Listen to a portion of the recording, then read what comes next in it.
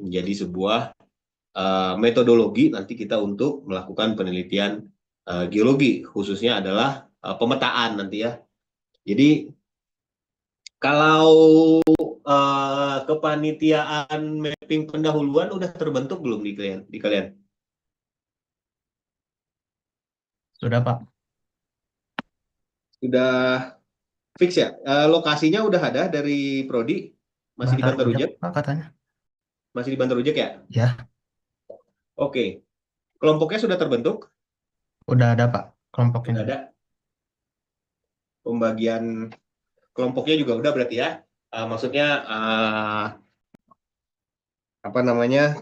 Persiapan dari masing-masing kelompok, peralatan, kemudian pendanaan sih yang terutama. Ada masalah nggak?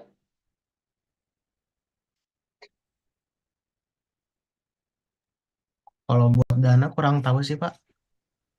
Berapa jadinya per orang? Belum ada ya?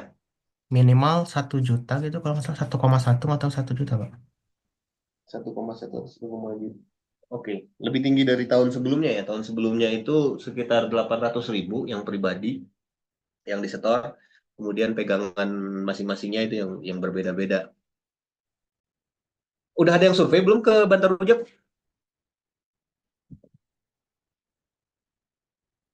Kayaknya baru yang ketua pelaksana doang, Pak, yang kesananya.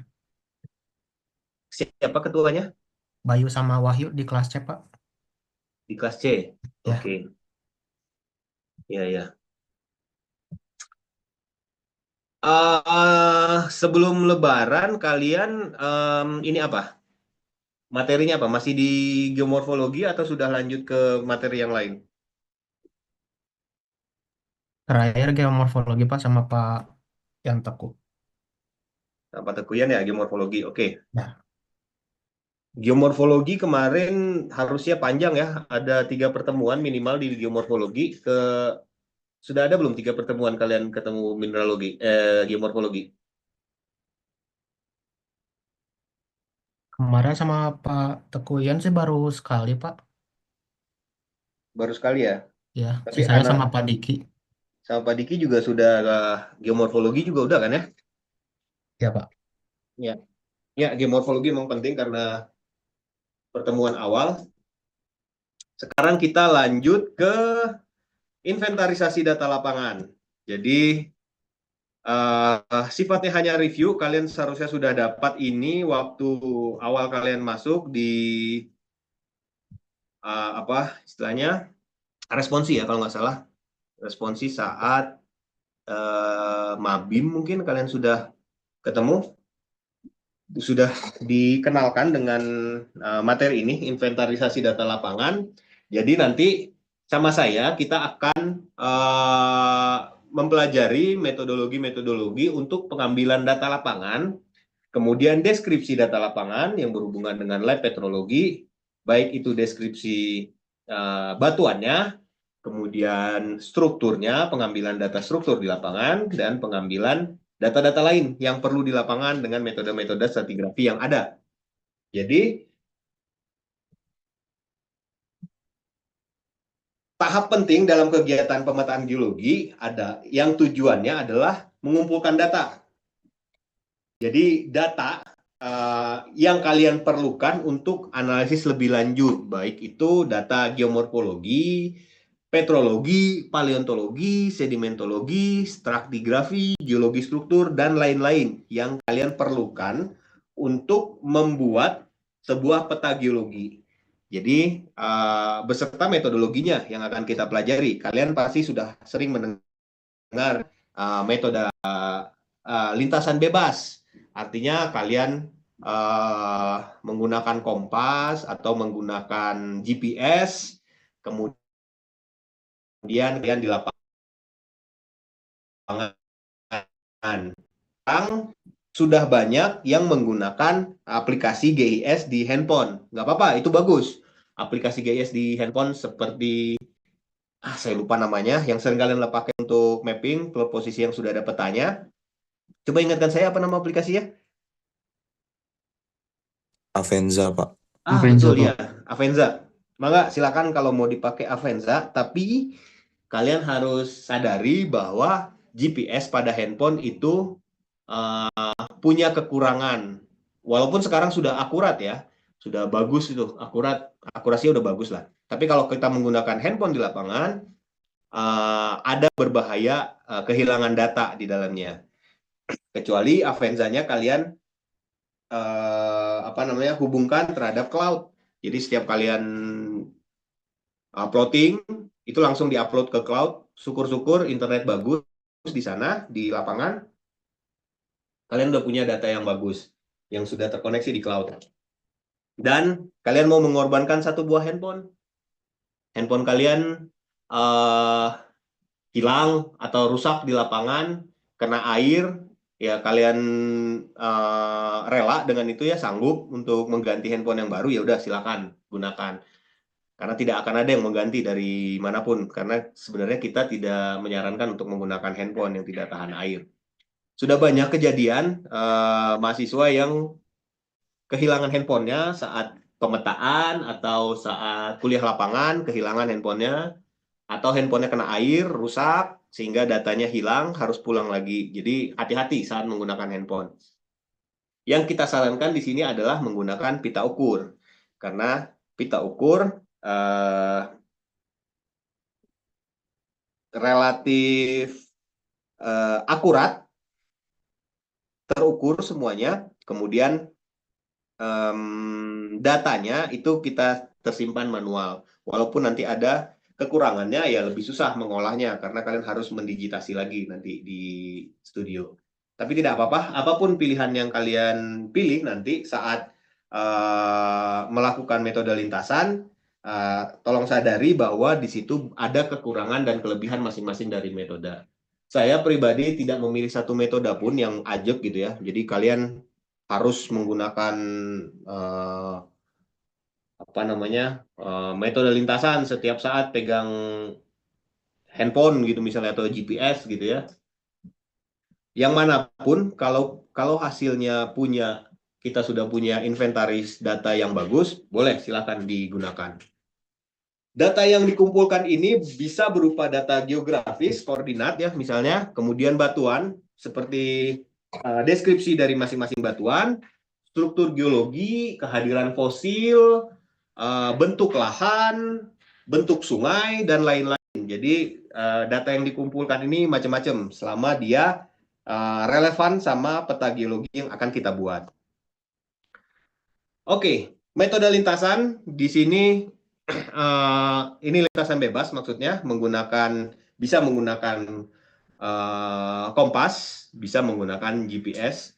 Dia punya banyak kelebihan, sistematis dan terukur, kemudian dan kemudahan pengelolaan data.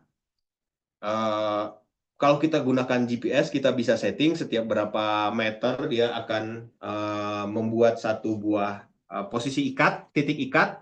Jadi kita punya poligonal yang bagus, yang relatif rapat kalau kita menggunakan GPS. Tapi nanti bakal ada sedikit lompatan-lompatan kecil saat akurasi GPS-nya membesar seperti itu ya. Jadi misalnya kalian sudah bagus bentuk lintasannya, pada satu titik tiba-tiba akurasinya menjadi 500 meter gitu. Jadi dia akan lompat titiknya. Jadi harus kalian QC lagi nanti terakhir seperti apa bentuk poligon kalian. Kemudian dia fleksibel, pengamatannya lebih detail, kemudian datanya konsisten, rekam jejaknya jelas, dan mampu untuk melacak perubahan. Jadi dari lintasan ini, karena kita jalan kaki, kita traverse sungainya, kita bisa lihat perubahan litologi dari batuannya. Jadi apakah ada perubahan warna, atau ada perubahan besar butir, atau ada perubahan litologi yang sangat signifikan. Misalnya yang awalnya kita berjalan, batuan beku semuanya, jalan terus sampai batuan bekunya berubah menjadi batuan sedimen atau batuan metamorf, kita bisa lihat kontaknya di situ.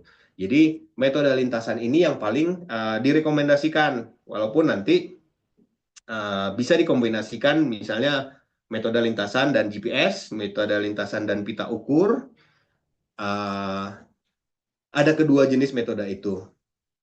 Jadi nanti, tapi di dalam kuliah sebagai mahasiswa nanti akan disampaikan kalian diwajibkan membuat sebuah metode lintasan dan pita ukur nanti di dalam pemetaan kalian.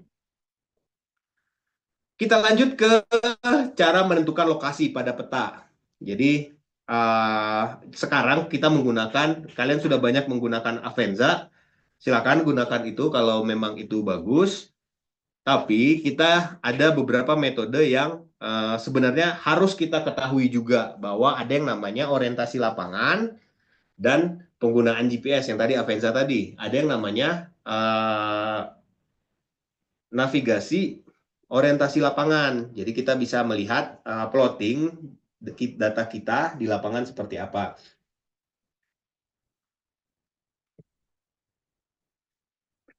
Ini ada tabel metode orientasi lapangan dan GPS dengan masing-masing kelebihan dan kekurangannya.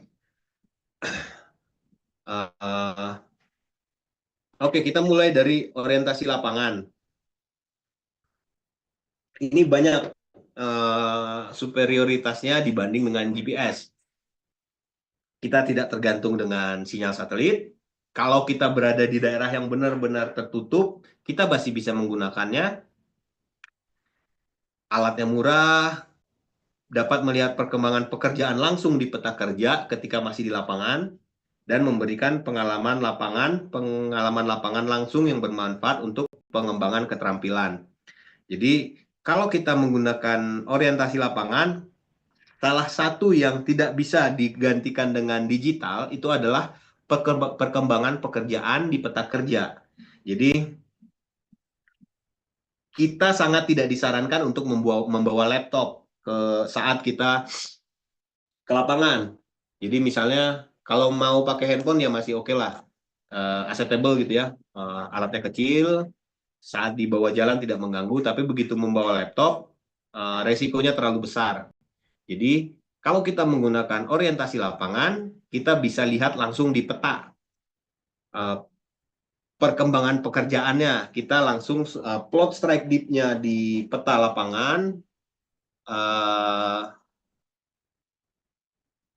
saat bekerja, kemudian perubahan-perubahan strike deep itu bisa langsung kita ketahui. Jadi kita langsung bisa tahu nih, apakah ada geologi struktur yang berkembang di daerah kita, apakah ada lipatan, atau ada sesar. Misalnya kita berjalan, saat awal perjalanan, deep bidang sesarnya sebesar 30 derajat misalnya gitu. Tapi semakin jauh kita jalan, deepnya semakin meningkat nih, jadi semakin naik sampai ke 60 derajat misalnya di ujung lintasan. Kalau kita menggunakan peta, kita bisa lihat, oke, ada kenaikan nilai deep. Kalau kita jalan lagi terus ke sana, ada kemungkinan kita ketemu penciri-penciri sesar. Kita bisa saja ketemu site di dalamnya atau dan lain-lain. Atau ada sebuah lipatan ternyata, lipatannya ternyata tegak. Seperti itu. Jadi, kalau kita menggunakan orientasi lapangan, itu kelebihan yang paling dapat dilihat saat kita menggunakan metode ini. Bukan berarti GPS tidak punya kelebihan. GPS akurat, bagus, apalagi kita di Indonesia ya secara umum hampir di seluruh daerah lah udah mungkin ya, apalagi di Jawa sinyal internet sudah dapat gitu. Jadi saat kita plotting kita bisa langsung connect dia ke cloud, langsung dapat, dia langsung upload ke cloud. Nanti saat kita mau analisis data lapangan, dapat langsung kita download dan dia sudah teratur bentuknya dalam bentuk Excel atau dalam bentuk format apapun di situ. Tapi ya tadi kekurangannya kita nggak bisa lihat dia di lapangan seperti apa.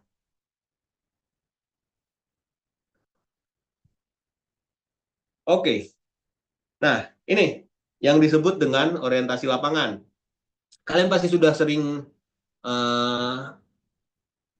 apa namanya dengar ya namanya back azimuth dan azimuth dari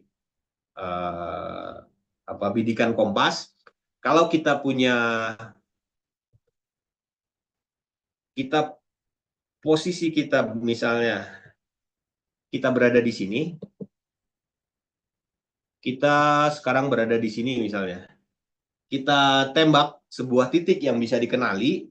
Jadi titik yang dikenali itu bisa macam-macam. Yang paling gampang itu ya gunung. Karena kalau kita berada di elevasi berapapun, kita ada melihat gunung yang tinggi, puncak gunungnya bisa kita tembak menggunakan kompas. Atau titik-titik yang dikenali yang lain bisa jembatan yang bisa kalian kenali di peta, atau landmark-landmark yang lain, misalnya ada apa namanya, ya yang lain lah, bisa ketemu yang lain yang bisa kita kenali di lapangan, ya kita bisa tembak dia. Kita tahu bahwa misalnya kita tembak dia ke sini, jarak dari sorry bukan jarak, arah dari gunungnya sebesar 310 derajat. Ini sebesar 310 derajat. Berarti nanti kita plot dia di peta adalah kalau ke sini 310 derajat, maka ke bawahnya adalah 180 derajat, dari situ dikurangin 180 derajat berarti 130 derajat. Kita ambil dari titik ini, kita tarik 130 derajat di peta, kita kembalikan dari gunung ke arah kita, itu sebesar 30 derajat, kita dapat posisi kita di kurang lebih berada pada garis ini. Jadi somewhere di garis ini posisi kita kalau kita tembak menggunakan kompas. Kemudian kalau kita gabungkan dengan dua titik yang bisa kita kenali di lapangan, kita bisa ambil titik perpotongannya. Dari sini kita misalnya 130 derajat, back azimut dapat di sini. Di sini kita dapat 210 derajat, back azimut dari sini.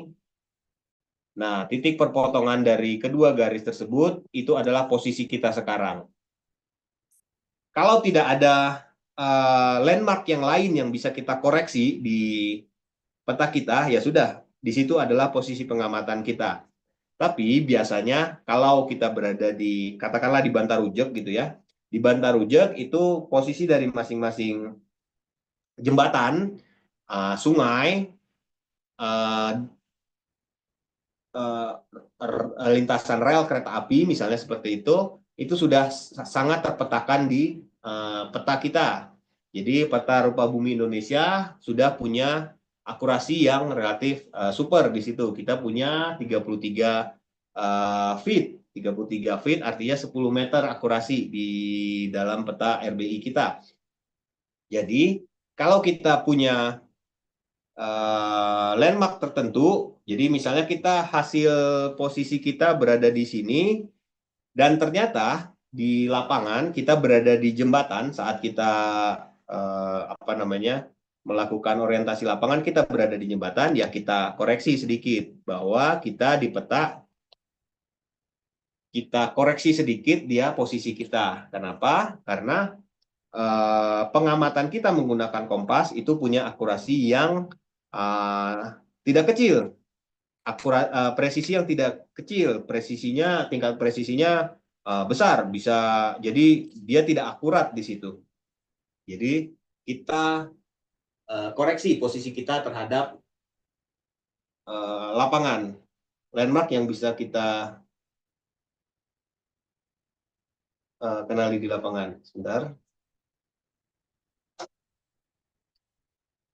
Oke.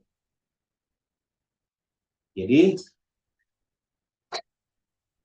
saat kalian selesai MPG, diharapkan semua mahasiswa secara individu bisa melakukan ini, plotting orientasi lapangan menggunakan dua titik pengamatan, dua titik ikat ini.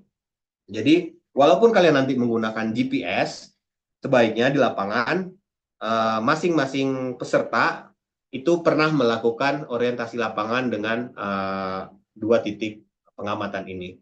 Jadi biar life skill kalian dapat GPS bagus, akurat, tapi ada kalanya kalian tidak bisa menggunakan itu, kalian sudah bisa menggunakan orientasi lapangan, dan bisa kalian gunakan nanti untuk berikutnya.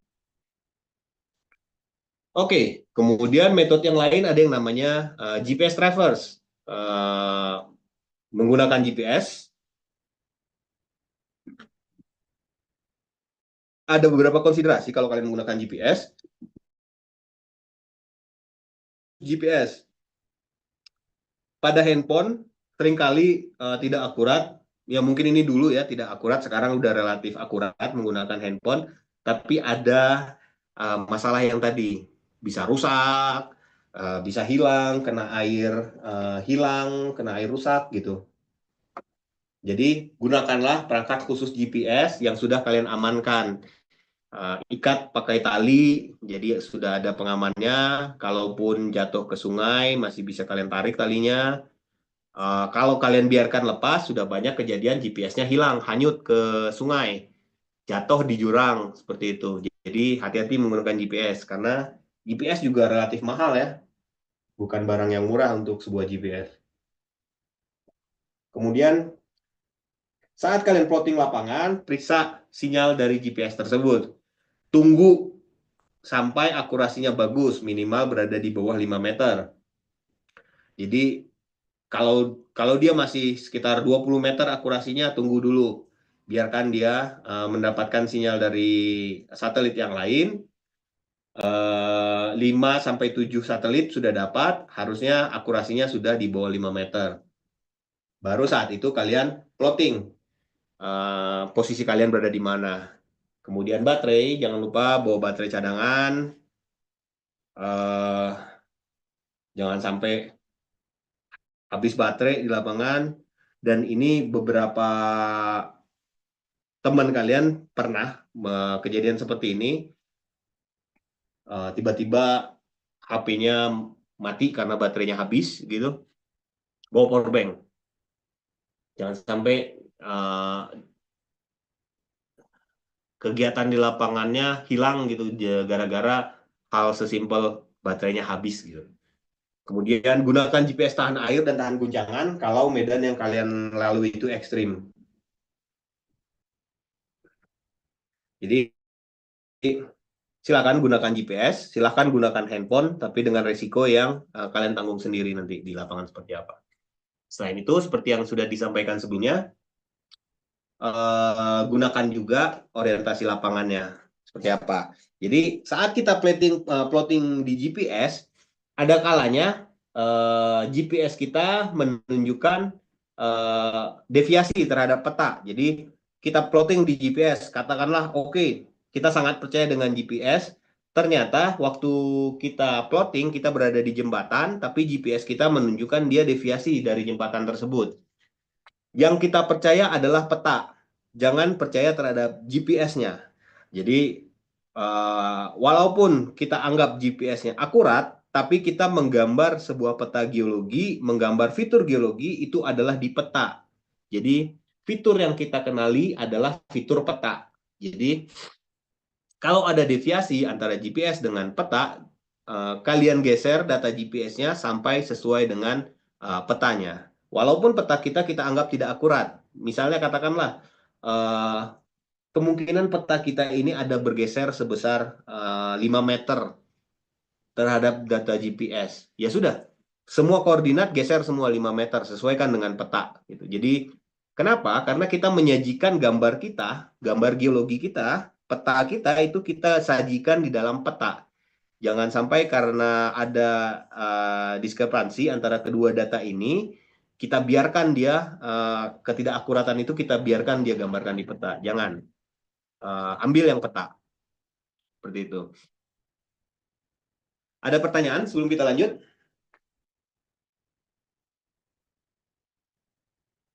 Kalau tidak ada, kita lanjut. Nah, kemudian metode kompas dan pita ukur. Kompas dan pita ukur ini yang paling disarankan.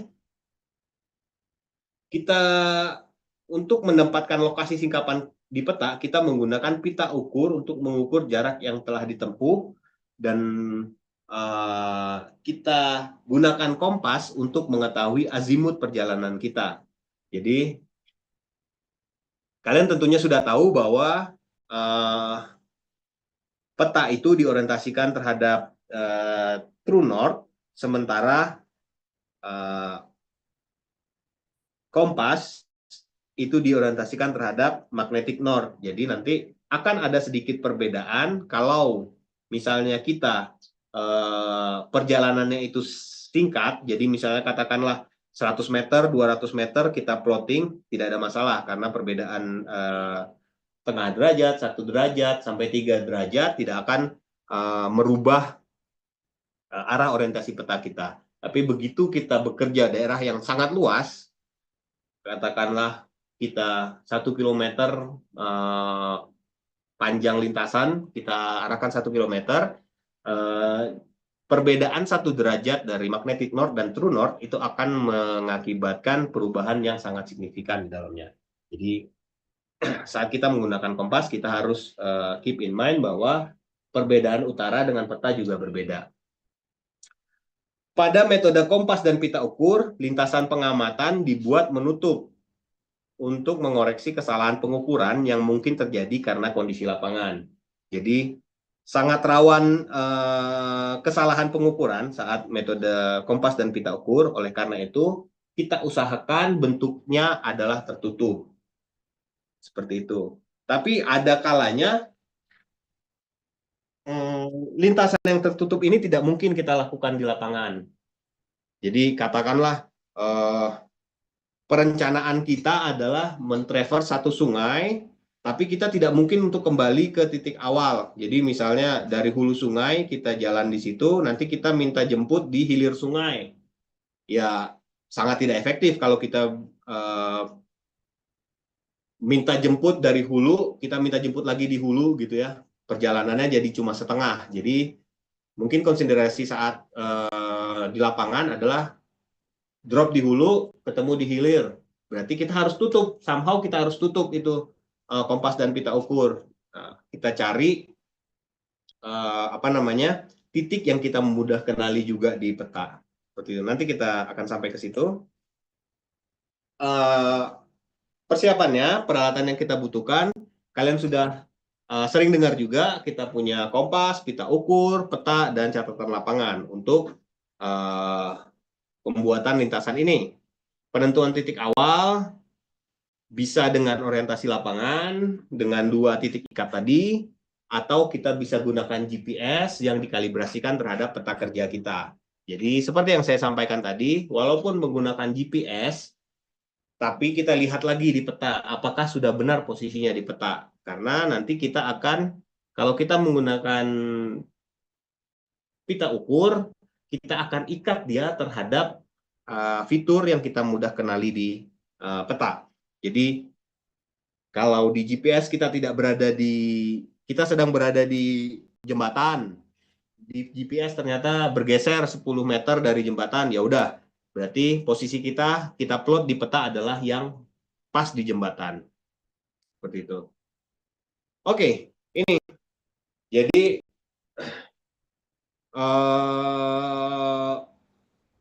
ini 3 macam kemungkinan yang bisa kita buat kalau kita menggunakan lintasan dan pita ukur. Kita mulai dari sini. Kita mulai dari sebuah titik yang kita kenali.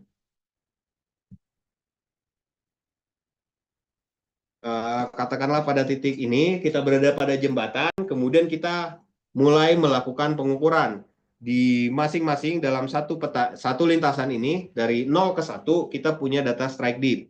Kita punya beberapa lintasan di sini. Jadi lintasannya dibuat sepanjang yang kita bisa. Kalau dia masih bisa ditembak lurus, kita panjangkan pita ukur kita sesuai dengan arah dari sungai tersebut. Kita bisa ambil dia lurus, kita biarkan dia lurus seperti ini. Kemudian di dalamnya kita punya beberapa titik pengamatan. Jadi kelebihannya kita tidak perlu kita tidak boleh men-skip data litologi yang ada di batuan tersebut. Jadi ada beberapa mahasiswa saat di checking, kenapa yang ini nggak diukur? Oh sama dengan sebelumnya Pak, oh sama dengan sebelumnya Pak, gitu. Jadi tidak seperti itu. Metode lintasan dan pita ukur, kita amati semua lintasan yang ada. Walaupun dia sama, ya sudah. Kita ukur strike depth-nya, kita ukur secara berkala strike depth-nya yang masih bisa mappable terhadap peta kerja kita. Jadi katakanlah di sini kita bisa ukur 3 sampai 4 titik pengamatan. 1, 2, 3, 4.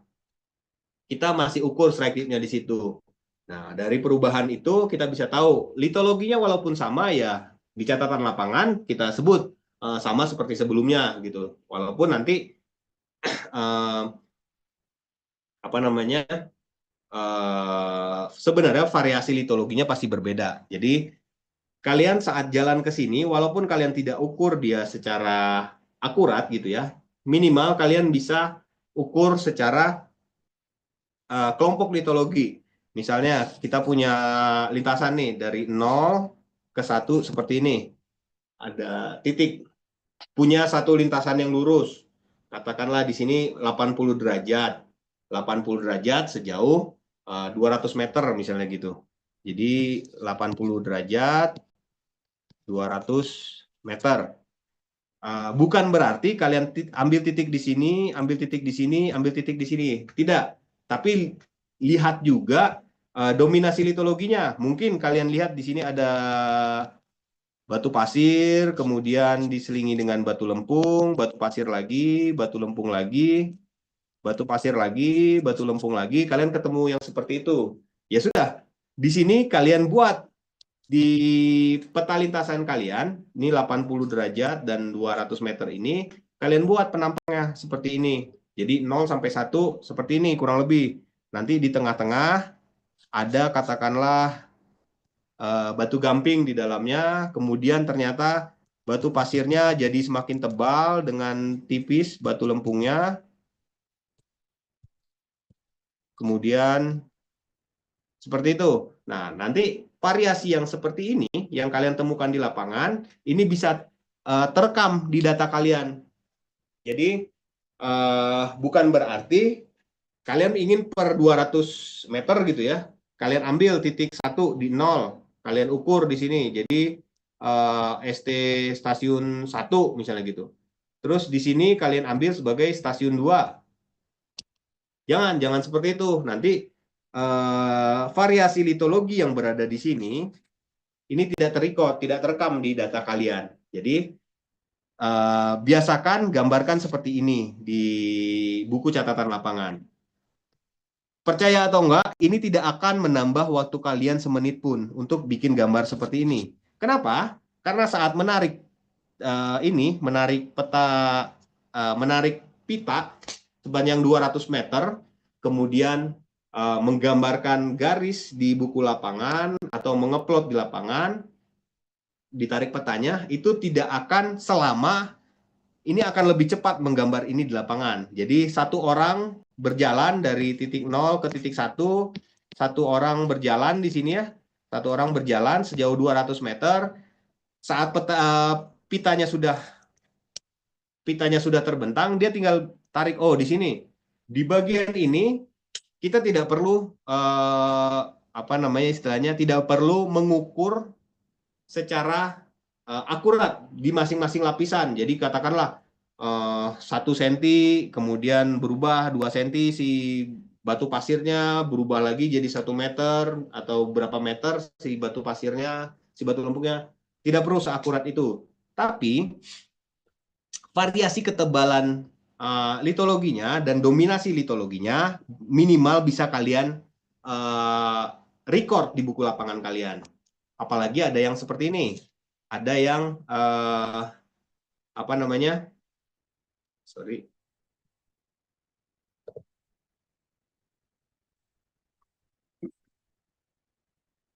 Ada yang unik seperti ini. Jadi batu lempung perselingan batu pasir berubah menjadi ada sedikit lapisan batu gamping di sini. Di sini kita lihat ada lapisan batu gamping di tengahnya. Nah, yang seperti ini biasanya menarik untuk kita record di lapangan. Atau ada perubahan litologi ternyata. Misalnya yang 0 ke 1 tadi, di sini kita punya ketemu batu pasir semuanya, kemudian ada batas tertentu dia bertemu jadi batu lempung. Berarti ini batas litologi di sini.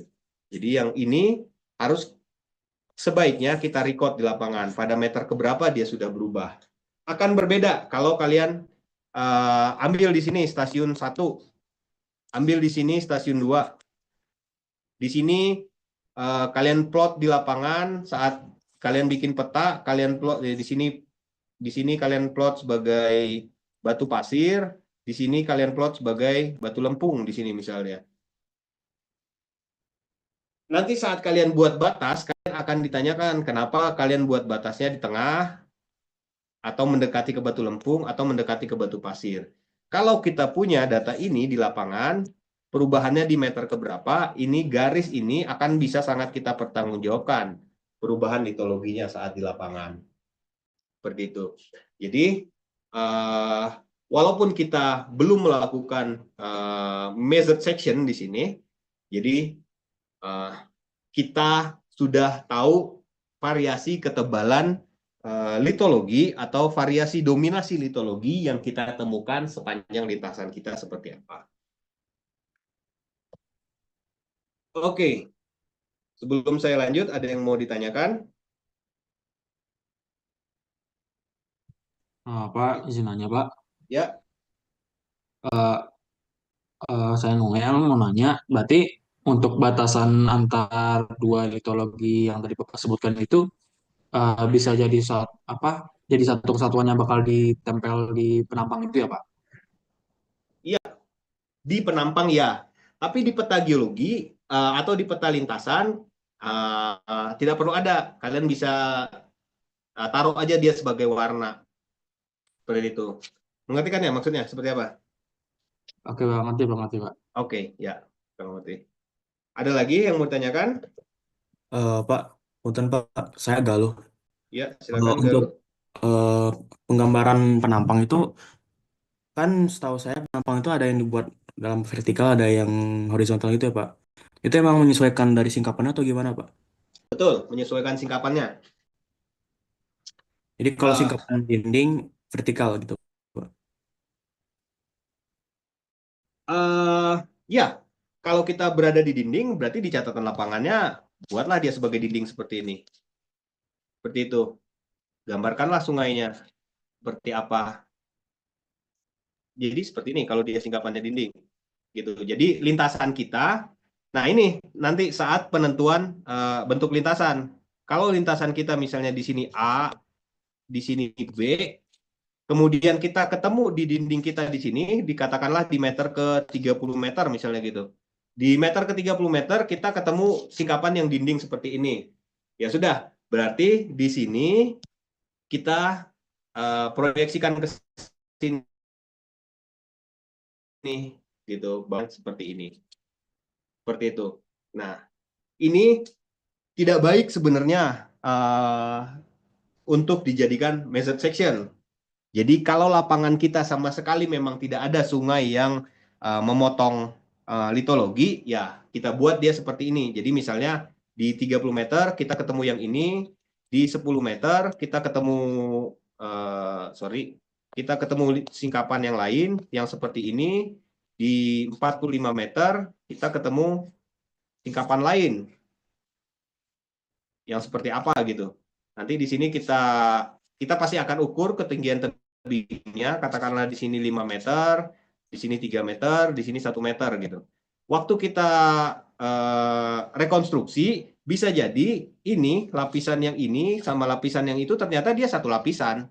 Sama lapisan yang ini ternyata dia satu lapisan gitu. Jadi bentuk singkapan lintasan yang seperti ini sebenarnya tidak disarankan kecuali di lapangan kita tidak ada lagi sungai yang memotong singkapan tersebut gitu. Jadi usahakan singkapan kita memotong tegak lurus terhadap litologi yang berkembang di daerah situ sehingga lintasan kita nanti ini dari A ke B yang perlu kita gambarkan adalah yang seperti ini. Jadi masing-masing individu layer di sini itu adalah penggambaran masing-masing variasi litologi dari bottom ke top lapisannya seperti apa. Seperti itu. Mengerti ya maksudnya? Oh, ngerti Pak. Oke.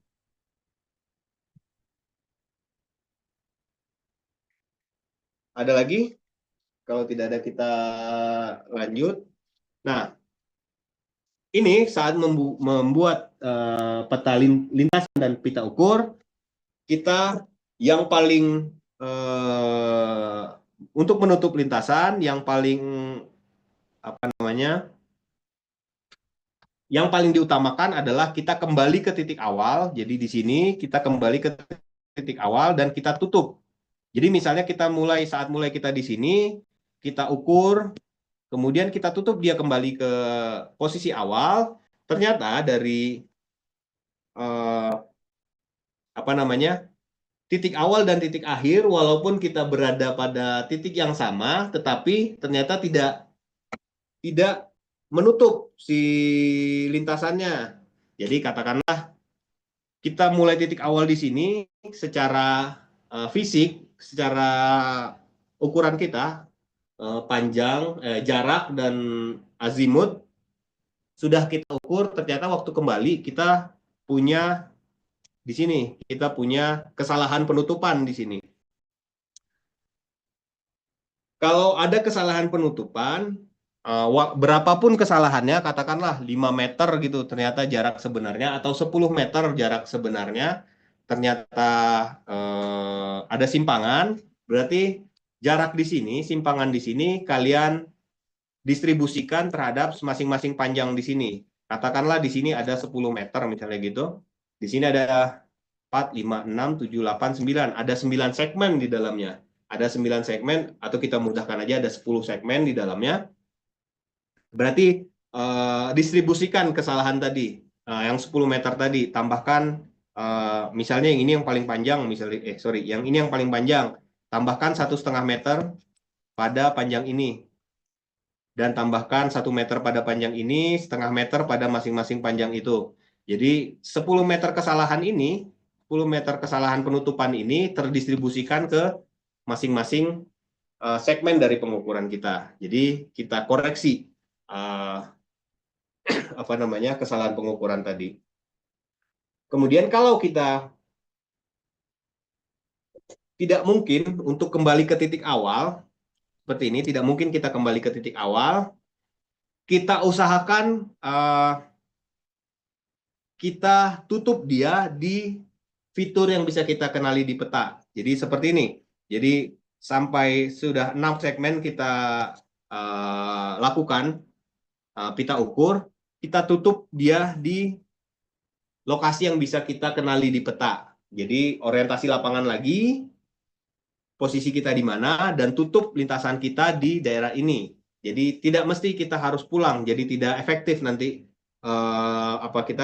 pekerjaan lapangan kita jadi tidak efektif. Kalau kita sudah jalan di sini katakanlah hampir 1,5 km gitu. Kita sudah traverse dia 1,5 km, kita harus kembali ke titik awal dengan alasan untuk menutup lintasan. Jadi nggak efektif pekerjaan lapangan kita. Jadi ada baiknya tutup dia di daerah yang bisa kita kenali di lapangan.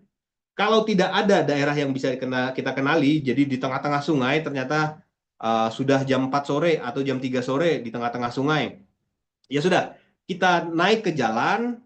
Kalau jalannya masih belum bisa kita kenali, kita sampai titik yang bisa kita kenali.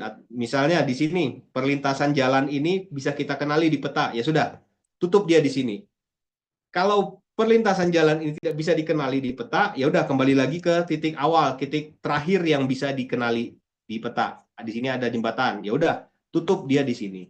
Jadi usahakan dia ditutup lintasan ini di titik yang bisa dikenali di peta. Jadi nanti kita kalau ada kesalahan pengukuran bisa kita koreksi nanti lintasan kita.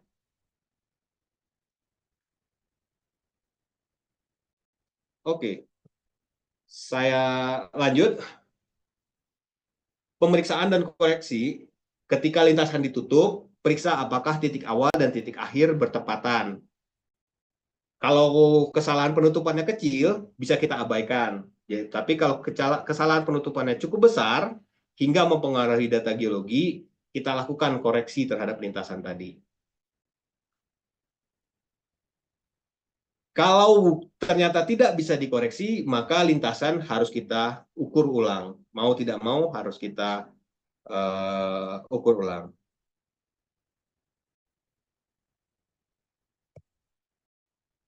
Kita lanjut. Oke, materi terakhir kita hari ini.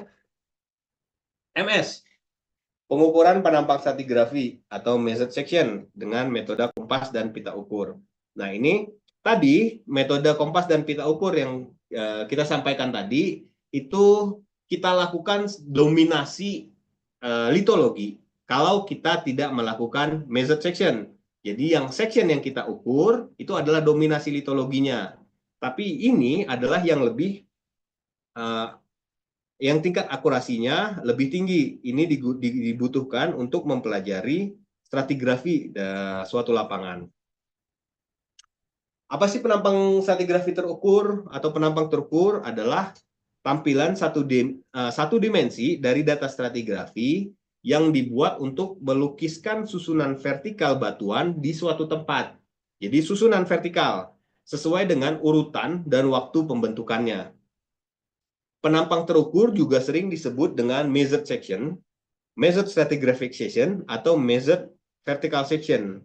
Dapat berwujud tulisan, kita bisa hanya tulisan, bisa dapat berbentuk gambar, penampang terukur gambar, dan atau tulisan dan gambar. Jadi kita bisa buat dia berbentuk tulisan di sini. Deskripsi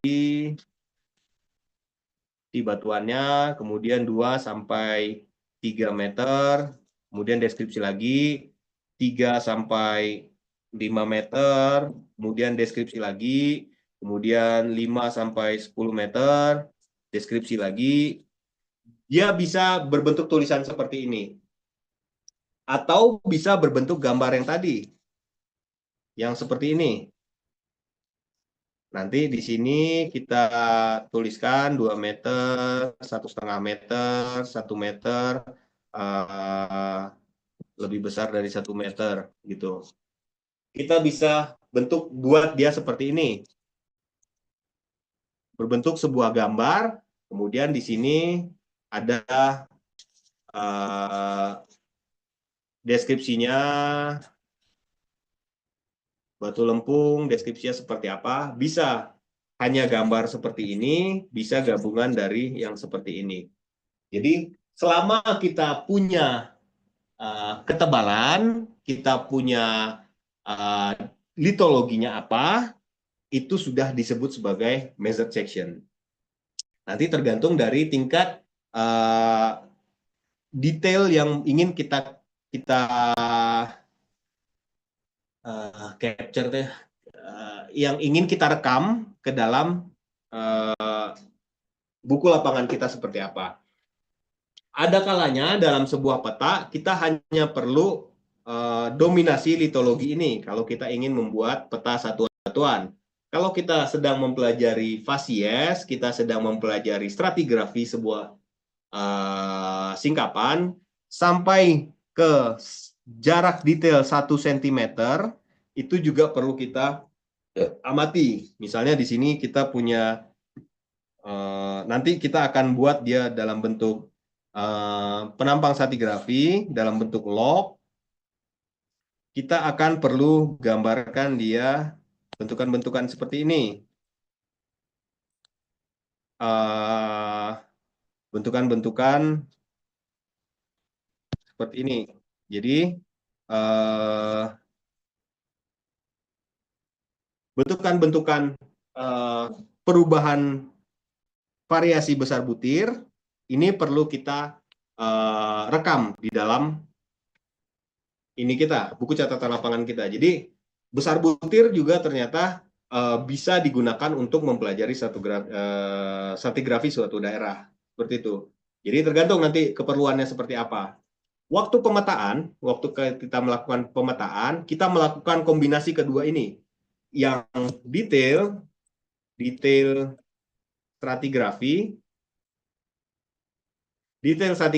kita perlukan minimal 1 buah penampang stratigrafi yang mewakili seluruh formasi yang ada di lapangan kita. Kalau kita sudah punya detail stratigrafi seperti ini, ya udah stop. Kita punya constraint waktu. Kita sudah punya detail stratigrafi. Untuk lintasan-lintasan selanjutnya kita lakukan yang seperti ini, yang dominasi litologinya. Nanti ini kita gunakan untuk interpretasi stratigrafi. Yang ini kita gunakan untuk penentuan dari satuan batuan yang ada di peta kita seperti apa. Kemudian, oke, sebelum saya lanjut, ada yang mau ditanyakan?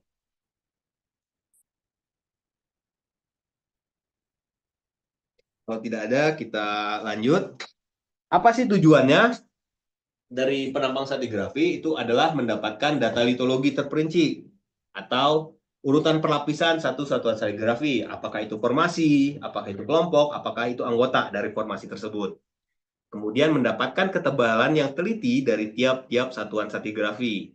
Dan kemudian untuk mendapatkan dan mempelajari hubungan stratigrafi antar satu batuan dan urutan-urutan sedimentasi dalam arah vertikal secara detail untuk menafsirkan lingkungan pengendapan. Jadi, ada kalanya di dalam pemetaan kita tidak dapat menemukan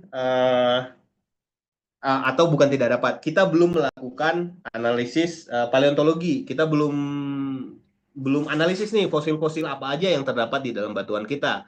Jadi kita bisa gunakan measured section kita, penampang MS kita yang kalian sering dengar ya, penampang MS.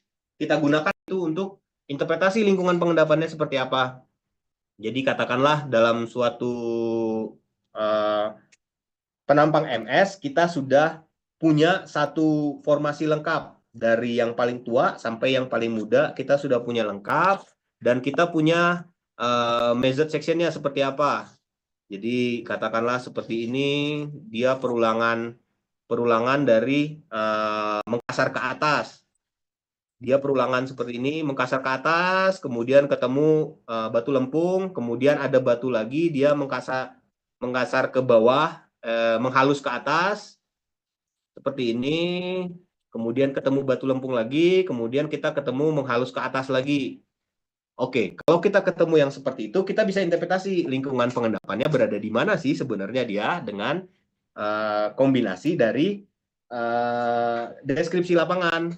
Katakanlah misalnya di sini kita ketemu variasinya, di sini di yang konglomeratan ini kita ketemu dia kontaknya pasti erosional. Di sini kita ketemu kontak erosional, kita ketemu yang bentukan yang seperti ini.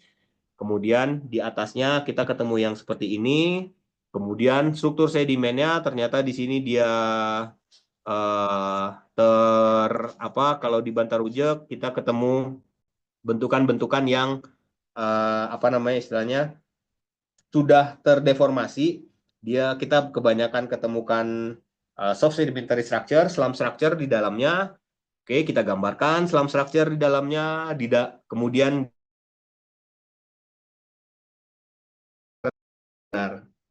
Kemudian penentuan superposisi dari lapisan ini juga kadang dilewati oleh teman-teman mahasiswa. Jadi urutan stratigrafinya jadi salah.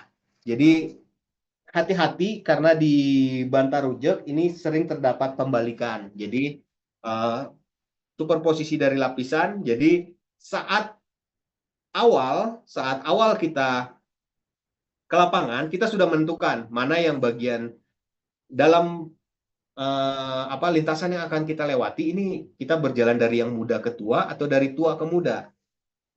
Jadi posisi dari lapisan sudah kita tentukan. Jadi kalau ada perubahan yang signifikan, jadi ternyata di lapangan ternyata lapisannya dari posisi lapisan ternyata ditemukan bahwa berbeda dari yang kita pikirkan di lapangan. Nah, ini harus kita aware di lapangan. Kita harus cari struktur sedimen yang bisa menentukan posisi stratigrafinya.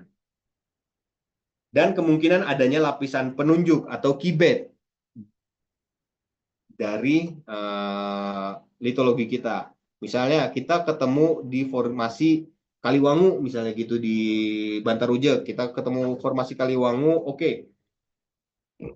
Ciri utamanya adalah kita ketemu fosil, misalnya gitu di formasi Kaliwangu, dan kita harus coba cari di lapangan lapisan-lapisan tersebut, kibet tersebut. Oke, ini ada contoh sebuah peta geologi daerah Bantarujek. Kalau kita punya daerah yang seperti ini, kita harus mulai tentukan kita mau traverse di daerah yang mana. Yang paling direkomendasikan adalah kita lakukan di lintasan 1 menuju ke lintasan 2. Jadi yang paling direkomendasikan kita adalah berjalan dari titik ini, titik 1, ke arah hulu dari sungainya. Kita jalan dari hilir ke hulu di sini. Kalau secara pengerjaan lapangan memang terlihat kenapa harus dari hilir ke hulu. Kalau kita lakukan dari hilir ke hulu, artinya kita nanjak jalannya, akan lebih capek di lapangan. Itu konsiderasi pertama. Tapi kita bisa mendapatkan lapisan dari yang lebih tua di sini. Kita harus lihat di sini oligosen, TOMCL, di sini TOMCU, tersier oligosen Myosen, jadi dia oligomio.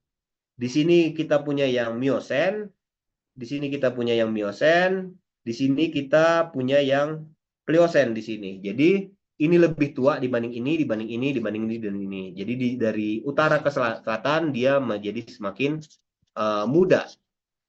Dari ke selatan dia semakin muda. Jadi ada baiknya kita rencanakan lintasan dari utara menuju selatan. Seperti ini. Jadi di sini kita usahakan pertama kita lintasan hari pertama kita lintasan yang ini abaikan saja, nanti nggak usah. Kemudian hari kedua kita di sini, kita tidak perlu repot lah untuk dari sini kita ambil ke sini gitu. Ini hari kedua, ini hari ketiga, jangan. Waktu kalian jadi semakin habis. Jadi habis waktu kalian untuk mengambil lintasan yang ini di hari kedua. Karena ini yang seperti tadi ditanyakan, yang ini kita kemungkinan akan ketemu misalnya di sini dari lintasan ini A, ini B, ini C, ini D. Dari B ke C kita akan ketemu yang tadi, ini B, ini C, kita akan ketemu lapisan-lapisan yang seperti ini. Di titik ini kita ketemu yang seperti ini, di titik ini kita ketemu yang seperti apa gitu. Jadi kita akan banyak ketemu singkapan di dinding dari sungai tersebut. Jadi sangat tidak efektif dan hasilnya pun seharian kita di lapangan kita hanya ketemu sebanyak ini. Perlapisan batuan yang terwakili dari MS kalian. Kalau kalian melakukan MS searah dari lapisan, yang kita temukan hanya sebatas ini. Litologi yang terwakili. Akan berbeda kalau kalian MS ke daerah sini, dari segmen AB dan segmen CD. Ini yang terwakili adalah sepanjang ini yang terwakili adalah sepanjang ini. Jadi, ada baiknya kita dari hari pertama ini, hari kedua yang ini. Kalaupun kita perlu lintasan penghubung, ini di hari terakhir cukup. Tidak begitu signifikan hasil yang kita dapatkan terhadap peta geologinya. Oke, ini mungkin slide terakhir kita. Sebelum saya tutup, ada yang ingin ditanyakan?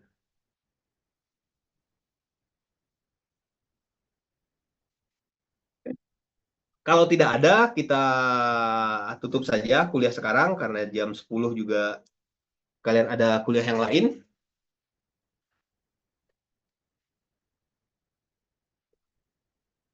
Saya tunggu 1 menit kalau ada yang ingin ditanyakan. Cukup, Pak. Ya,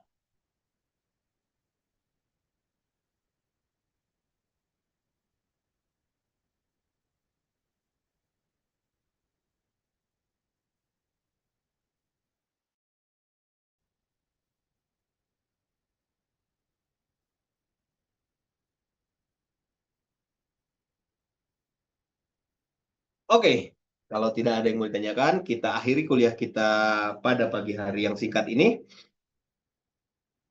Terima kasih. Kita minggu depan kita akan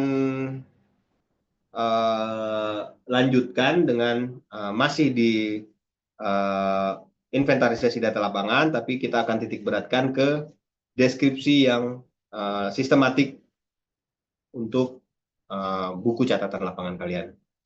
Terima kasih atas perhatiannya. Kita tutup kuliah kita sekarang. Selamat beraktivitas kembali. Wassalamualaikum warahmatullahi wabarakatuh. Waalaikumsalam warahmatullahi wabarakatuh. Terima kasih, Terima Pak. kasih, Pak.